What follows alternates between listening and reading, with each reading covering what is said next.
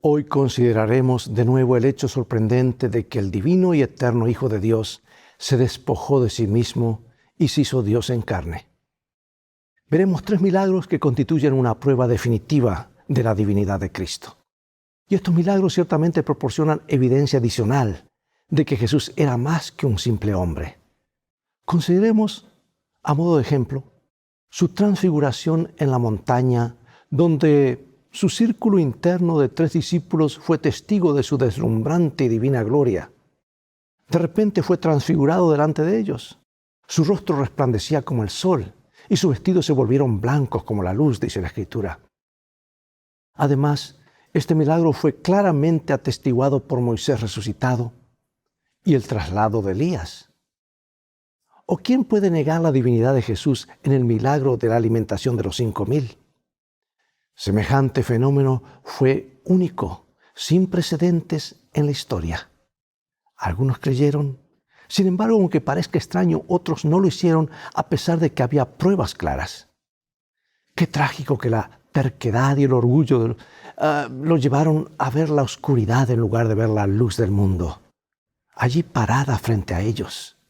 Bueno, vamos a estudiar estos temas y estas historias. En un momento más regresaré. Abre la Biblia en San Juan capítulo 11 y en un momento más leeremos los versículos claves.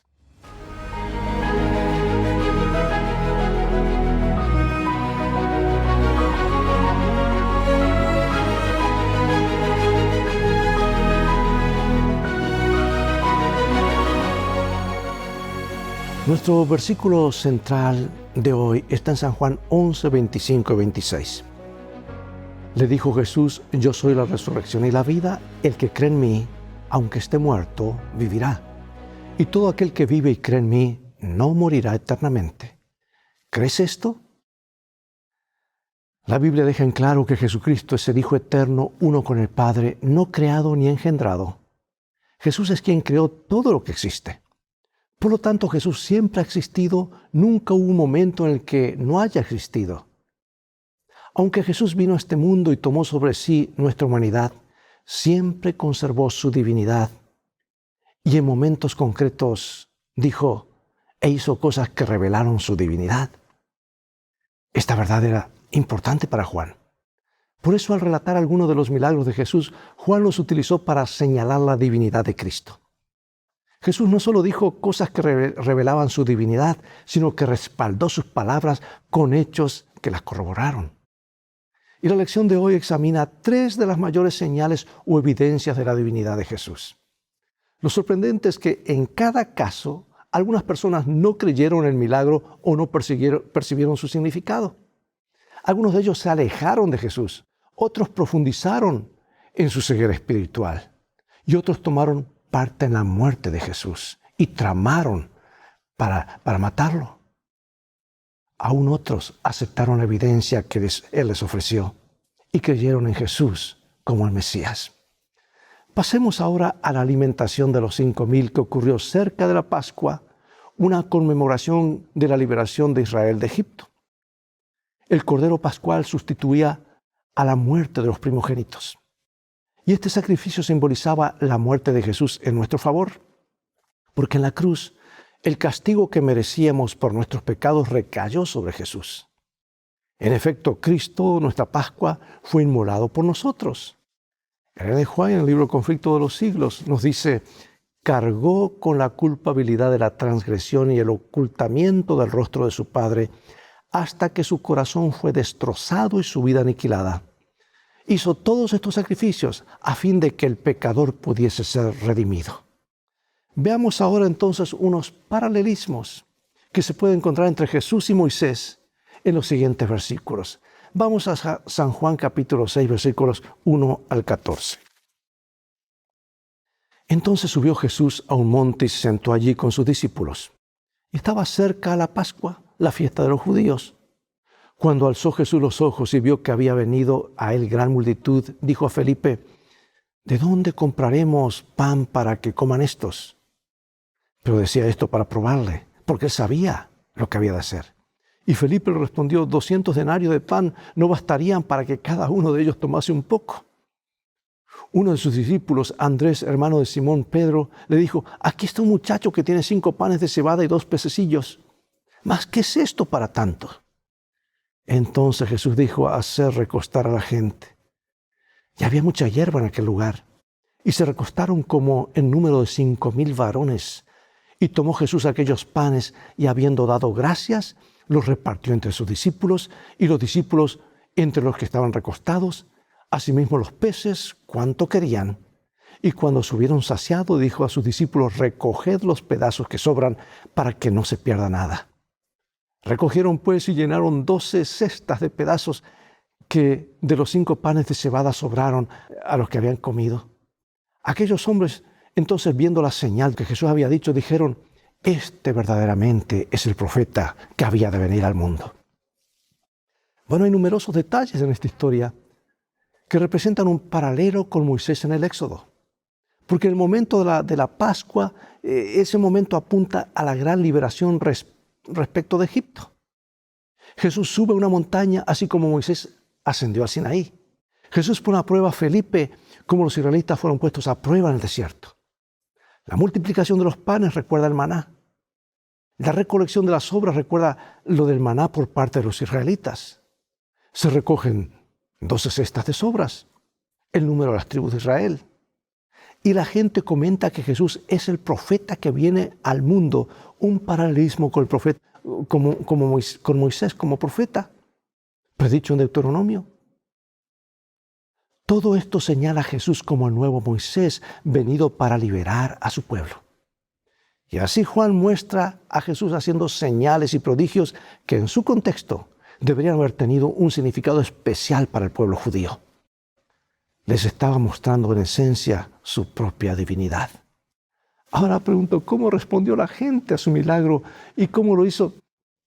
¿Cómo lo utilizó Jesús para enseñarles quién era?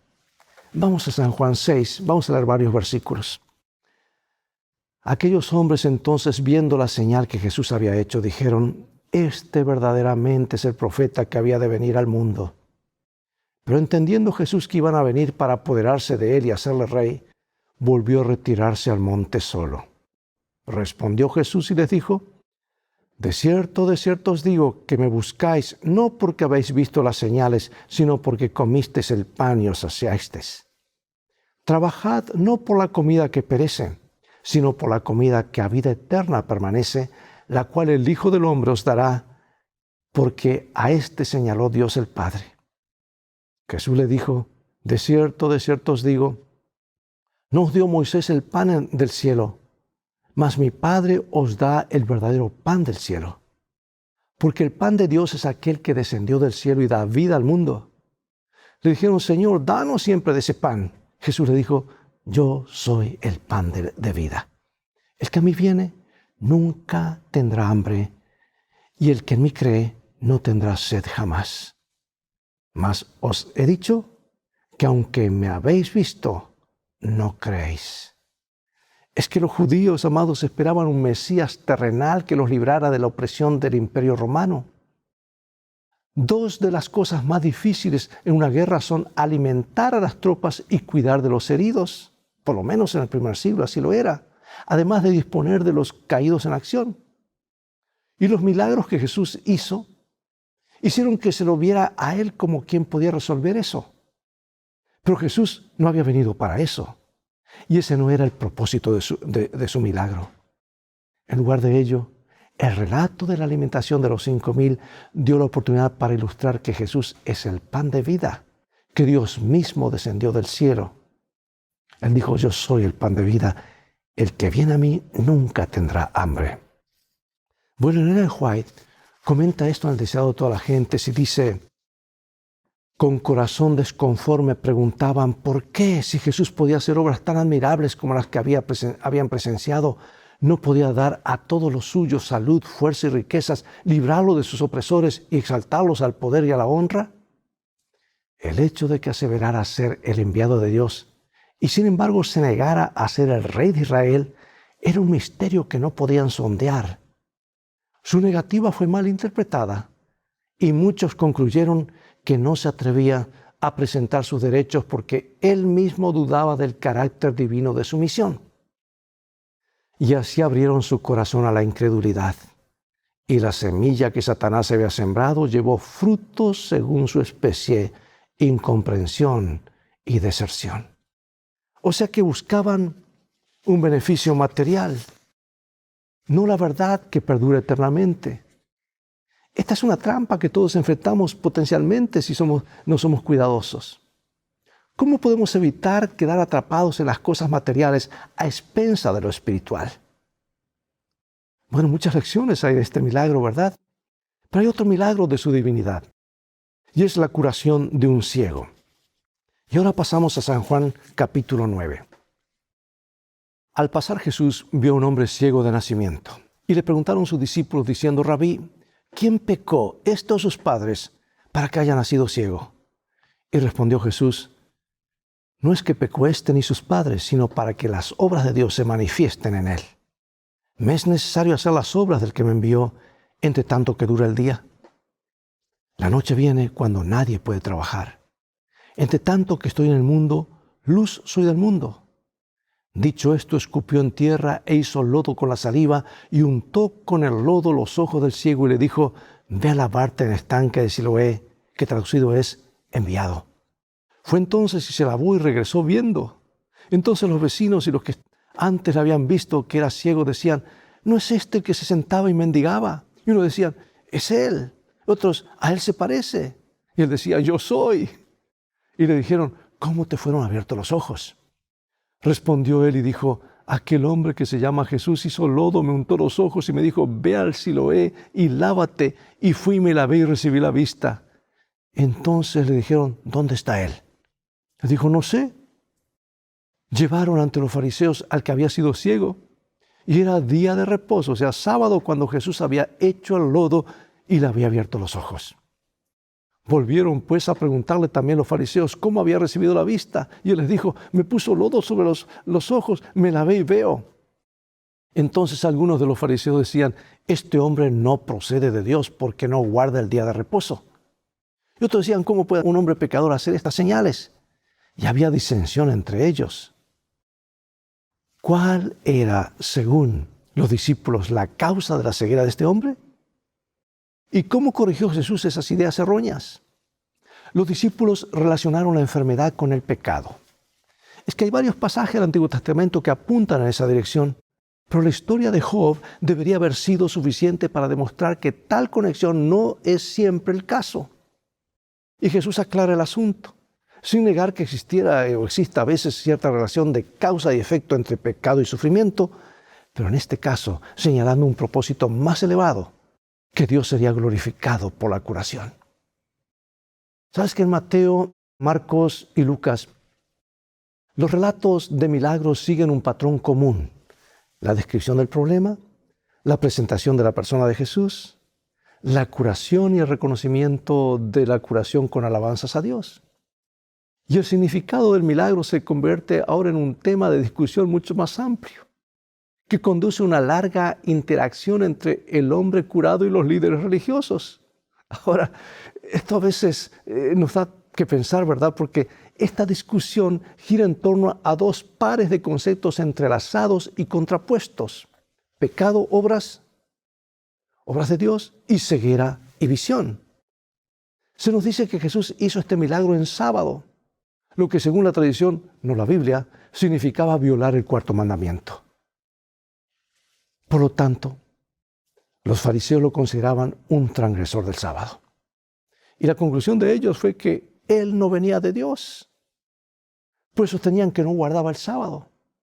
De paso, vuelvo a repetir, el sábado nunca fue el tema de discusión en los días de Jesús y posterior a él, sino cómo guardar el sábado. Todos aceptaban el sábado, pero Jesús vino a corregir cómo guardarlo. Y lo acusaban de no guardar el sábado. Pero a otros les parecía preocupante que un pecador pudiese hacer tales señales. Y la discusión está lejos de terminar, pero ya aparece una división. El ciego tiene cada vez más claro quién es Jesús, pero los dirigentes religiosos están cada vez más confundidos o ciegos en cuanto a su verdadera identidad. Amados, ¿qué debería decirnos esta historia acerca del peligro de estar tan cegados por nuestras propias creencias y tradiciones en su mayoría, que pasemos por alto verdades importantes y evidentes? Bueno, avancemos ahora con este relato que parece una película, que debería hacerse una película, y dice así: entonces volvieron a decirle al ciego: ¿qué dices tú del que te abrió los ojos? Y él dijo que es profeta. Pero los judíos no creían que él había sido ciego y que había recibido la vista, hasta que llamaron a los padres del que había recibido la vista y le preguntaron diciendo: ¿es este vuestro hijo el que vosotros decís que nació ciego? ¿Cómo pues ve ahora? Sus padres respondieron y le dijeron: sabemos que este es nuestro hijo y que nació ciego, pero cómo ve ahora no lo sabemos, o quién le haya abierto los ojos, nosotros tampoco lo sabemos. Edad tiene, preguntadle a él hablará por sí mismo. Esto dijeron sus padres porque tenían miedo de los judíos, por cuanto los judíos ya habían acordado que si alguno confesara que Jesús era el Mesías, fuera expulsado de la sinagoga. Por eso dijeron sus padres: edad tiene, preguntadle a él. Entonces volvieron a llamar al hombre que había sido ciego y le dijeron: da gloria a Dios, nosotros sabemos que ese hombre es pecador. Entonces él respondió y dijo: si es pecador no lo sé, una cosa sé, que habiendo yo sido ciego, ahora veo. Le volvieron a decir: ¿qué te hizo? ¿Cómo te abrió los ojos? Y él les respondió: ya os lo he dicho y no habéis querido oír. ¿Por qué lo queréis oír otra vez? ¿Queréis también vosotros haceros sus discípulos? Y le injuriaron y dijeron: tú eres su discípulo, pero nosotros discípulos de Moisés somos. Nosotros sabemos que Dios ha hablado a Moisés, pero respecto a ese no sabemos de dónde sea. Respondió el hombre y les dijo: pues esto es lo maravilloso, que vosotros no sepáis de dónde sea, y a mí me abrió los ojos. Y sabemos que Dios no oye a los pecadores, pero si alguno es temeroso de Dios y hace su voluntad, a ese oye. Desde el principio no se ha oído decir que alguno abriese los ojos a uno que nació ciego. Si éste no viniera de Dios, nada podría hacer. Pues respondieron y le dijeron: tú naciste del todo en pecado y nos enseñas a nosotros. Y lo expulsaron. Hermanos, esto es de película. Se produce una curiosa inversión. El ciego ve cada vez más, no solo físicamente, sino también espiritualmente, a medida que crece su aprecio por Jesús y su fe en Él. Y los fariseos, por el contrario, se vuelven cada vez más ciegos en su entendimiento. Primero divididos acerca de Jesús y luego sin saber de dónde vino. Ahora, lo que asusta aquí es la ceguera espiritual de los líderes religiosos. Un mendigo antes ciego puede declarar: desde el principio del mundo no se ha oído que nadie abriera los ojos a un ciego de nacimiento. Si esto no fuera de Dios, nada podría ser. Sin embargo, los líderes religiosos, los guías espirituales de la nación, quienes debieron ser los primeros en reconocer a Jesús y aceptarlo como el Mesías, no pueden verlo a pesar de toda la poderosa evidencia. En realidad no querían verlo. Qué poderosa advertencia acerca de cómo nuestros corazones pueden engañarnos, ¿verdad? Bueno, ahora otro milagro innegable. San Juan cuenta historias maravillosas. Otro milagro, tal vez el más sorprendente, y es la resurrección de Lázaro. Vamos a San Juan capítulo 11, que está lleno de tristeza ese capítulo, por la triste noticia de la enfermedad de un querido amigo, el llanto por su muerte, el lamento de las hermanas de que Lázaro no había muerto si Jesús hubiese estado presente, hubiese llegado a tiempo. Y también triste por las propias lágrimas de Jesús. Jesús esperó 2 días antes de emprender un viaje hacia el hogar de Lázaro y dijo incluso que se alegraba de no haber ido antes. Y esto no fue un acto de insensibilidad para con el sufrimiento de Lázaro y de sus hermanas, sino a su deseo de revelar más plenamente la gloria de Dios. Lázaro llevaba 4 días muertos. ¿Escuchaste? 4 días muertos. Y su cuerpo ya estaba en franco proceso de descomposición. Como dijo Marta: Señor, hiede ya, que es de 4 días. Sin duda el retraso de Jesús solo contribuyó a que el milagro que siguió fuera aún más asombroso. ¿Resucitar a un cadáver en avanzado estado de descomposición? ¿Qué mejor prueba podía dar Jesús de que era Dios mismo? Y como Dios, como aquel que creó la vida al comienzo, Jesús tenía poder sobre la muerte. Y así Jesús aprovecha esta oportunidad la de la muerte de Lázaro, para revelar una verdad crucial acerca de Él mismo. Yo soy la resurrección y la vida. El que cree en mí, aunque muera, vivirá. Y todo el que vive y cree en mí no morirá para siempre. ¿Y qué hizo Jesús para apoyar su afirmación? Seguimos leyendo. Jesús, profundamente conmovido, otra vez vino al sepulcro. Era una cueva y tenía una piedra puesta encima. Dijo Jesús: quitad la piedra. Marta, la hermana del que había muerto, le dijo: Señor, hiede ya, porque es de 4 días. Jesús le dijo: ¿no te he dicho que si crees, verás la gloria de Dios? Entonces quitaron la piedra de donde había sido puesto el muerto. Y Jesús, alzando los ojos a lo alto, dijo: Padre, gracias te doy por haberme oído. Yo sabía que siempre me oyes, pero lo dije por causa de la multitud que está alrededor, para que crean que tú me has enviado. Y habiendo dicho esto, clamó en gran voz: Lázaro, ven fuera. Y el que había muerto salió, atadas las manos y los pies con vendas y el rostro envuelto en un sudario. Y Jesús dijo: desatadle y dejadle ir. Amados, así como Jesús demostró que Él es la luz del mundo al dar la vista al ciego, aquí resucita Lázaro de entre los muertos, demostrando así que Él es la resurrección y la vida. Este milagro, más que ningún otro, señala a Jesús como el dador de la vida, como Dios mismo.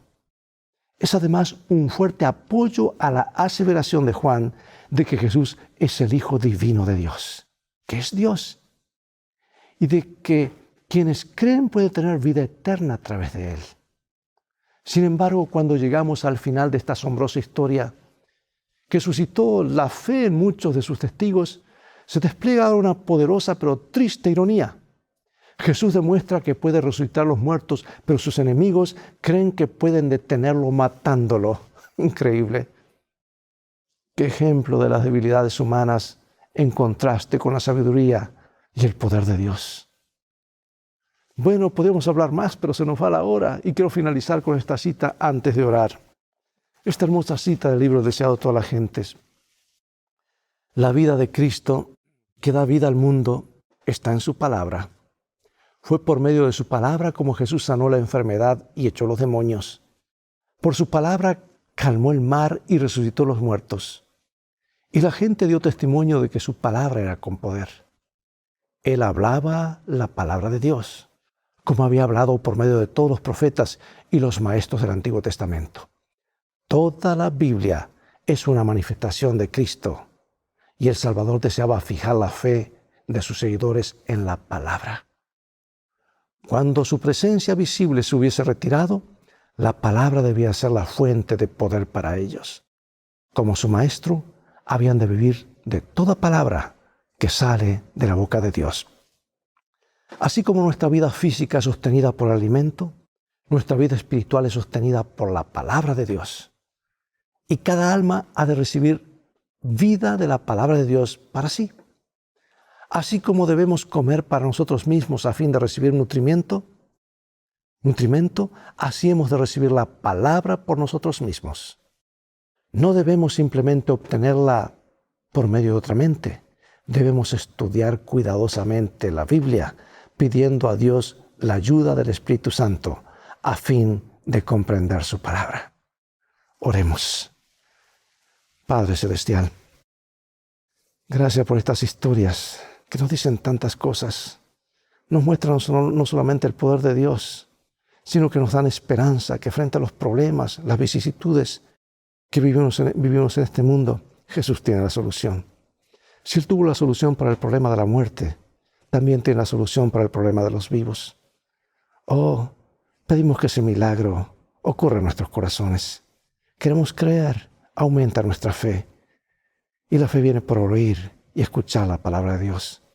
Queremos ir a este santo libro para que de esta manera podamos vivir no solamente de pan, sino de toda palabra que sale de la boca de Dios. Es nuestro deseo y nuestra oración. En el nombre de Jesús oramos. Amén. Amigos, es todo el tiempo que tenemos por hoy. Llegó el momento de despedirnos y será hasta el próximo programa de la serie Lecciones de Vida. Estamos estudiando el libro de San Juan. Invita a otros a sintonizar este canal y transfórmate tú mismo en un canal de bendiciones. Mientras tanto, Dios te bendiga y recuerda, tú vales mucho para Jesús. Él te ama más de lo que puedes imaginar. Y en el viaje de la vida, las cosas han de terminar bien si haces de la Biblia tu GPS y a Jesús como tu guía. Maranatá, Dios te bendiga.